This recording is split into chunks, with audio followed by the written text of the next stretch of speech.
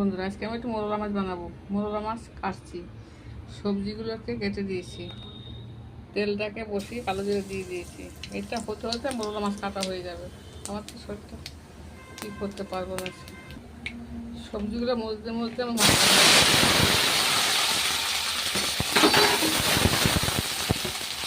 এই দেখুন, মাছ কাটা ধোয়া হয়ে গেছে, মশলা মাখিয়েছি, এইটাও ভাজা সেদ্ধ হয়ে গেছে। এবার মাছটা দিয়ে দেবো।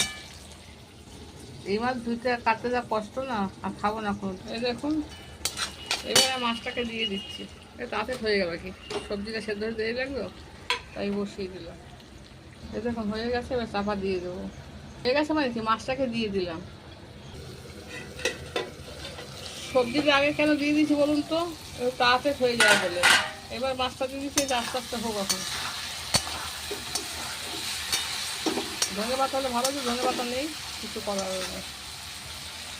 দেখতে কীরকম হয়েছে।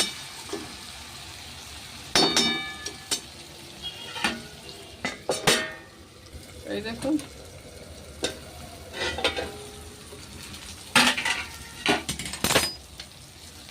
দেখুন আমার জনের চুনো মাছ কিরম হয়েছে চচ্চড়ি। এবার ওষুধ দিয়েছে, উল্টিয়ে দেবো। এইবার এখন নামিয়ে দেবো। দেখুন